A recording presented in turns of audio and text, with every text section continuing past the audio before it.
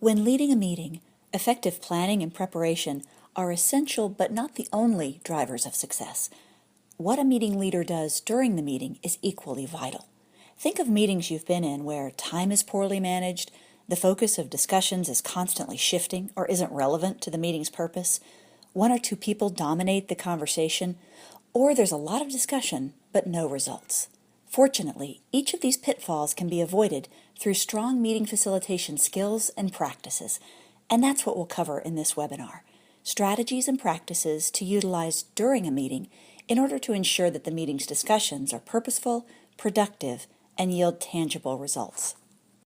In specific, we'll cover tips for managing time during a meeting, distributing the meeting management tasks, facilitating meaningful and productive discussions, and ensuring that all leave with a clear understanding of the action items that result from the meeting. We'll end by sharing what you can do even when you're not the meeting leader to help keep the discussions on track.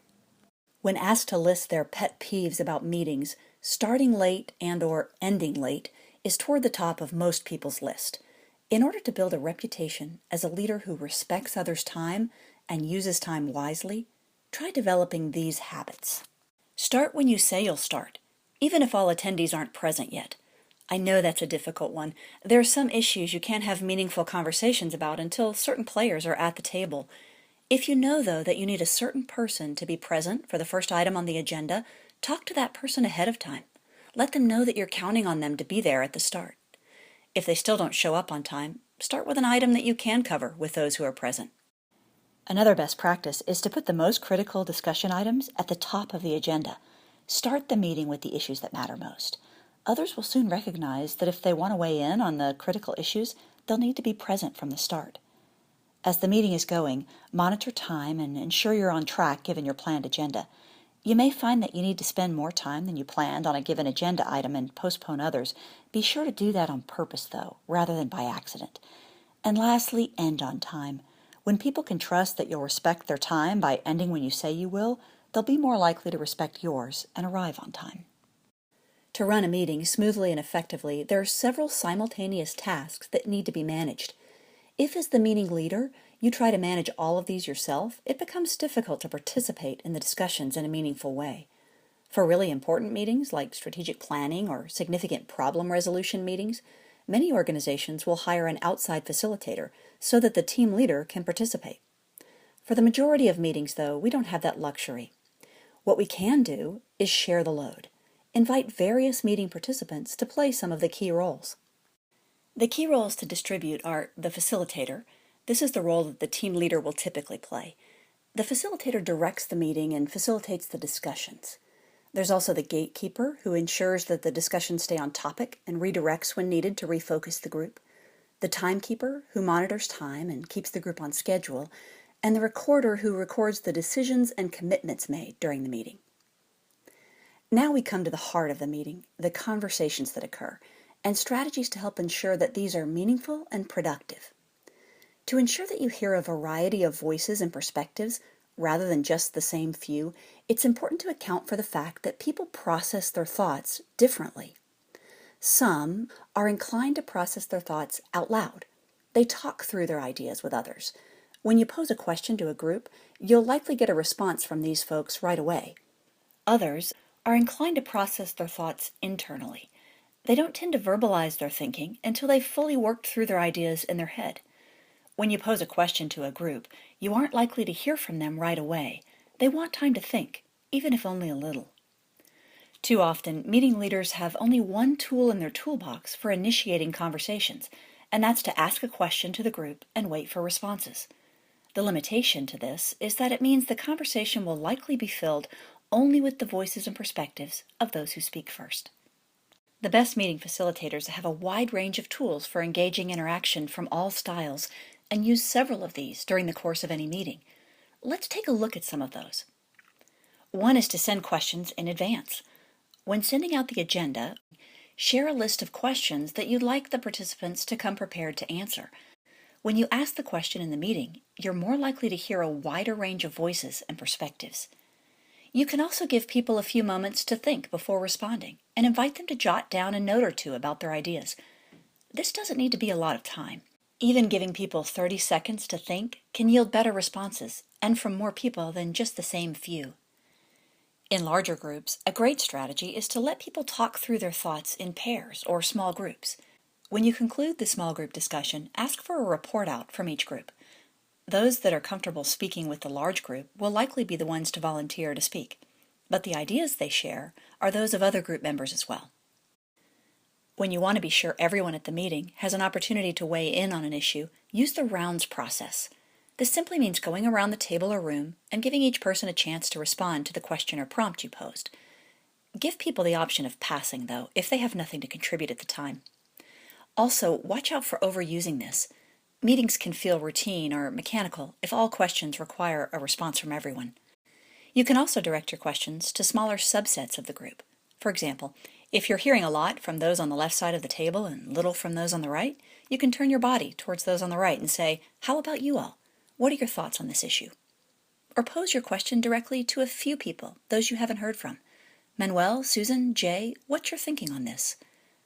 This is particularly helpful when you don't yet have the trust or rapport in the relationship needed to call on individuals directly. Of course, when you have an established relationship and rapport, you can just call directly on the person you want to hear from. Now imagine that you've used a few of these tools and succeeded in stimulating lively conversation. The challenge then is to manage the focus of those conversations so that they stay relevant to the meeting's objectives. Let's look now at some strategies for doing that. When conversations get off focus, one strategy is to simply intervene and redirect. Jump in with a statement like, "John, let me stop you before we go further with that. The issue you raised is important, but will take more time than we have today to discuss in a meaningful way. Let's you and I talk after the meeting and decide who all should be a part of that discussion, and we'll schedule a separate meeting for that. For now, let's come back to issue A." A commonly used strategy for managing the focus in a meeting is the parking lot. The parking lot just refers to a place, a notepad, whiteboard, a flip chart, where you'll park issues that come up in the meeting but need to be addressed elsewhere. So in the example used earlier, we would write the issue that John brought up on the parking lot. The caution with this tool is that people will start to see it as a trash can rather than a parking lot unless you're consistent about following up on these items. Either end the meeting by talking about the next steps for addressing parking lot issues, or send a follow-up note with that information. Another challenge we see in meetings is when the conversation stays at a superficial level because the leader or attendees are afraid to spark conflict. Or people do voice concerns and differences, but do so in a way that leads to unproductive arguing. Neither of these yield a productive result. Boring meetings are often a sign that we're not talking about the issues that really matter. Healthy debates can make for extremely productive meetings. I think this quote sums it up well. If we agree on everything, one of us is unnecessary. In order to achieve their goals, teams need to discuss differences and disagreements. They need to negotiate priorities, debate the pros and cons of an idea or proposal, and talk openly about their concerns. The key is to do so in a constructive way. One tool that can help with this is called Fist to Five. If there's an idea or proposal on the table, you can use this tool to draw out conversation about the differing perspectives on the proposal. Or if people are sharing their perspectives, but it feels like unfocused arguing, this tool can be used to focus the discussion. Start by stating the idea that the group has been discussing and ask people to show the number of fingers that represent their current level of support. A fist means no support. 1 is strong reservations. 2 is very minimal support. 3 is neutral. 4 is solid support. And 5 is strong support. Once you see the responses, ask questions to better focus the group's deliberations. For example, you can ask, "For those who held up 3 or lower, what concerns do you have?" A good follow-up question would be, "What would need to be different in order for this to be a 4 for you?" The Fist to Five results may also reveal where you can end deliberations and move on. If all are below 3, there's likely no need to continue the discussion. You can just move on and see if there's greater support for an alternate idea. If all are above 3, you can end deliberations and move on to planning how you'll implement or pilot the idea. End each meeting with a clear list of outcomes. These are commitments, decisions, or action items.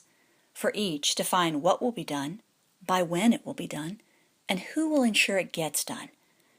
And last, summarize these before adjourning the meeting to ensure everyone has the same understanding of outcomes and expectations.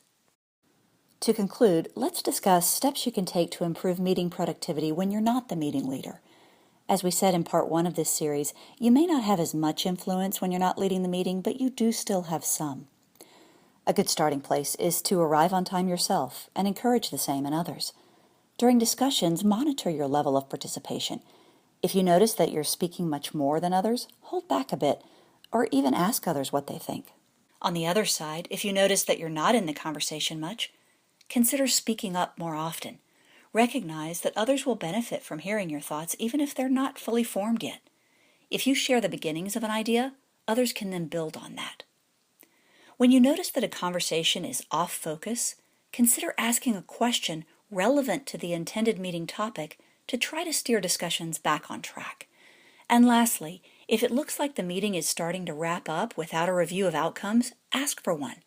Step in and say something like, "Before we go, can we just summarize what we've agreed to do so I can be sure I'm on the same page?" Doing this can help save you and the group from having to repeat the same discussion later because none of your decisions were acted on. Through this webinar, I hope you've learned or relearned some practical steps you can take to facilitate productive meetings and group discussions. Thank you for your time and attention. When you're ready, please proceed to the final webinar in this series, Leading Productive Meetings After the Meeting.